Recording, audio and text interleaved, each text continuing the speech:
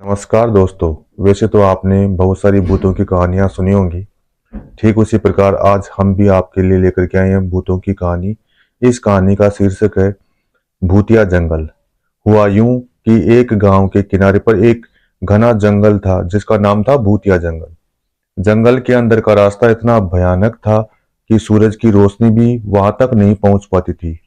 गांव के लोग जंगल के नाम से ही इतने थर थर कांपने लगते थे और जंगल की ओर जाने से बचते थे। कहा जाता था कि जंगल में एक बहुत पुरानी और एक जर्जर हवेली थी जिसमें एक राजा की आत्मा रहती थी।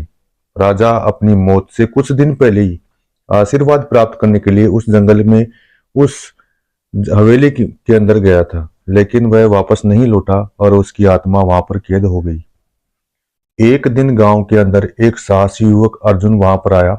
उसने गांव वालों से उस जंगल में स्थित उस हवेली के बारे में सुना, तो उसके मन में जिज्ञासा हुई कि चलो देखते हैं उस हवेली में ऐसा क्या है जिससे पूरा गांव डरा हुआ है।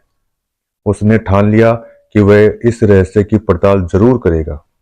उसने एक प्लान तैयार किया और उस प्लान के तहत अर्जुन ने अपने कुछ साहसी दोस्तों को इकट्ठा किया और सभी ने मिलकर जंगल में प्रवेश किया। जंगल में प्रवेश करते ही उन्होंने एक भयानक आवाज सुनाई देने लगी। कुछ समय बाद वो आवाज चारों तरफ से आने लगी। पेड़ों के पत्ते सरसराने लगे और एक ठंडी हवा उनके कानों में मानो फुसफुसाने लगी। अर्जुन और उसके दोस्तों ने हिम्मत जुटाई और आगे बढ़ने लगे। रात होते होते वे हवेली तक पहुंच गए। हवेली से एक अजीब सी रोशनी निकल रही थी। उस रोशनी को देखकर वो समझ गए कि यहाँ पर कुछ ना कुछ अलौकिक जरूर है। उन्होंने हवेली के अंदर कदम रखा और देखा कि हवेली के अंदर का दृश्य किसी रोशन महफिल की तरह था। हवेली के मध्य भाग में एक बड़ा हॉल था जहां पर राजा की आत्मा को शांति पाने के लिए पूजा की जाती थी।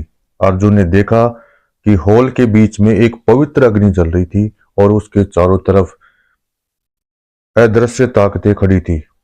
अर्जुन ने समझ लिया कि अगर उसे राजा की आत्मा को शांति दिलानी है तो उसे खुद को पूजा में शामिल करना ही होगा।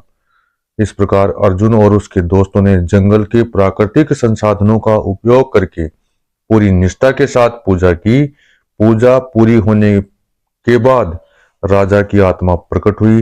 राजा ने अर्जुन और उसके दोस्तों को आशीर्वाद दिया और राजा की आत्मा मुक्त हो गई और वो आकाश की ओर बढ़ गई। पूरे जंगल में एक अजीब सी शांति सी छा गई। जब इस वाक्य के बारे में गांव वालों ने जब यह सुना और यह दृश्य देखने के लिए वो जंगल की ओर दौड़े तो वे हैरान हो गए। उन्होंने देखा कि जंगल का अंधेरा कम हो गया था। पत्तियों की सरसराहट मानो संगीत में बदल गई थी। अर्जुन और उसके दोस्तों के साहस के कारण अब जंगल भूतिया जंगल नहीं रहा। लोगों ने अर्जुन को अपना हीरो माना। जंगल अब एक पवित्र जंगल के रूप में जाना जाने लगा।